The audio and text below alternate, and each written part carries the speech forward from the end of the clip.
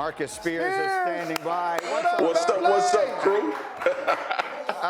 So I want to start with that because now a player is getting called out by the coach. In football, that's nothing new. But if it's the quarterback getting singled out, how does that play in the rest of the locker room? Gruden has botched this, to say the least, in the early part, the early seasons of him being the head coach in Oakland. You look at a coach with a 10-year, $100 million contract. He not only just said one of the best defensive players in National Football League doesn't want to be here, but now you've just called out your franchise quarterback who just was paid as well. So the relationships are probably on thin ice right now. And you look at what Gruden has done, and I say it like this, and I don't know if you guys agree. I think Gruden wants all this success to be about him and the failure to be about everybody else. Based on everything that he's said, the things that he's talked about, the moves that they've made. And right now, I don't think the relationship is good between the head coach and the rest of the team, especially when you see your best player get boosted out and you get your quarterback called out after the first week of the NFL season. Let me play devil's advocate with you here for a minute, Marcus. Let's put the Khalil Mack piece of this aside for a minute. But with regard to calling out the quarterback, if there's one thing that Tom Brady has said for all the years that his relationship with Belichick was perceived to be very good, I don't know what's going on now, is that Belichick will call him out in front of the team, and the team reacts by saying, if he can do it to him, then we have to be accountable as well. So is there a piece of that to what Gruden is doing here, sending a message to everybody, hey, I'll yell at the big-time quarterback, and I'll yell at you too? Gee, the only problem with that argument is you don't do it publicly.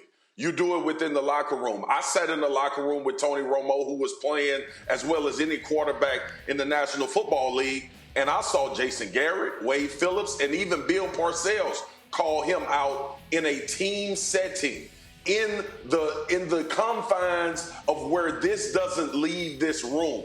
But when you go to the media, you take it to another level. We see the situation in Pittsburgh with Le'Veon Bell. We see the conversations being had. And once this thing starts rolling, and that's the issue right now with Oakland, it has started rolling negatively with Jon Gruden in his early tenure with the Oakland Raiders. So when you go out and you pose the question that Derek Carr is not finding open receivers, Derek Carr is not doing what he needs to do to be effective at quarterback, then you put it out in the public forum. And we all know what happens, J. Rose and G, when you put things out in the public forum, they are up for discussion.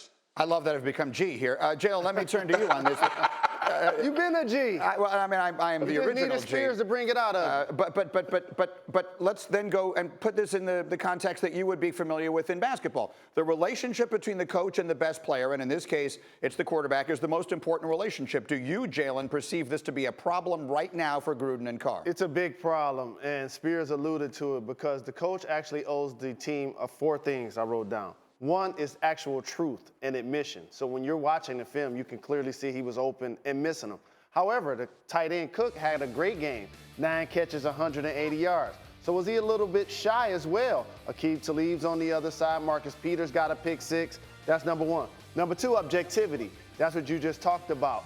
Calling everybody out, in particular your best player. 3, adjust. And 4, never panic. I think when it becomes something for public consumption, that is a little bit of a panic. That's something that should have stayed in the locker room. Now when we're talking about it, Derek Carr is going to have to talk about it. And when Derek Carr is talking about anything except the game on Sunday, that's a distraction. All right, I'm going to leave that there for the moment, but we will come back to it because that really is an interesting way of looking at this. Does Jon Gruden have like a little mini crisis on his hands 1 week into his return?